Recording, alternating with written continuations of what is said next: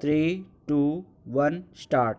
A similar sentiment was echoed by the Honorable Supreme Court in Shivdas versus Union of India, reported at 2007 within bracket 9 SCC 274, the Honorable Supreme Court opined as under.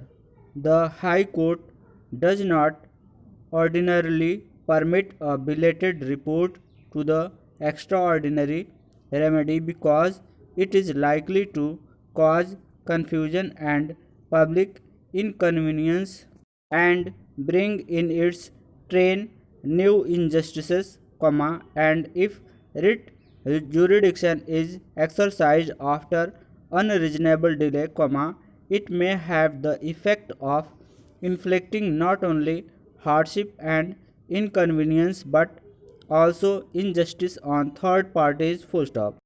It was pointed out that when writ jurisdiction is invoked, unexplained delay coupled with the creation of third party rights in the meantime is an important factor which also weighs with the High Court in deciding whether or not to exercise such jurisdictions. Full stop.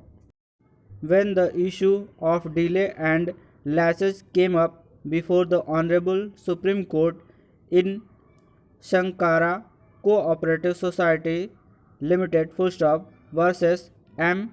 Prabhakar and others, reported at 2011 within bracket 5 SCC 607, Honorable Supreme Court reiterated settled position of law and confirmed the well established criteria which has to be considered before exercise of discretion under Article 226 of the Constitution of India. Full stop.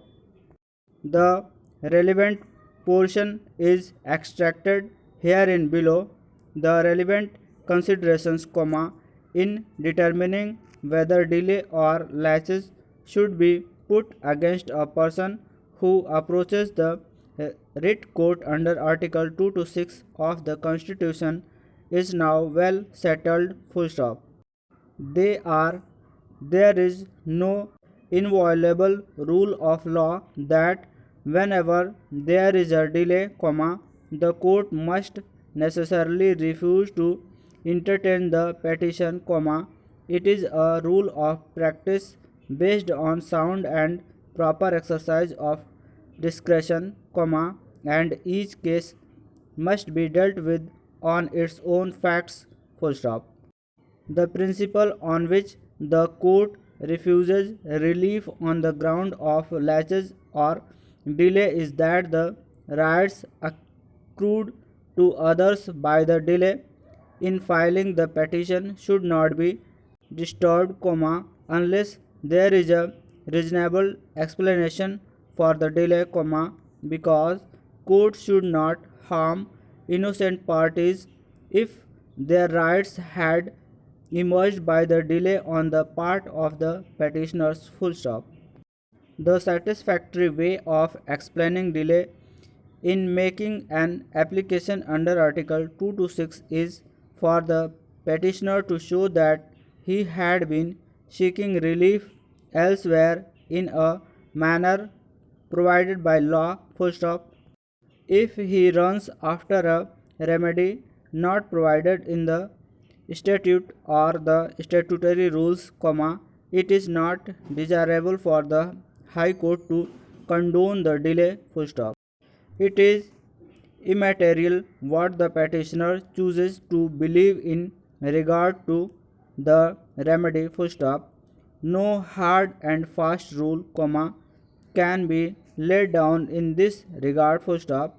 Every case shall have to be decided on its own facts. Full stop. That representations would not be adequate explanation to take care of the delay. Full stop.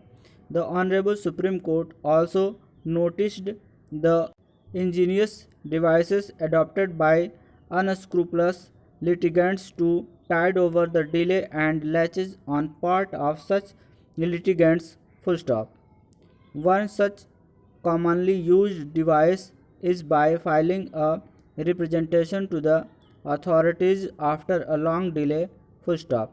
Such litigants then approach the court with an innocuous prayer to decide the representations, full stop.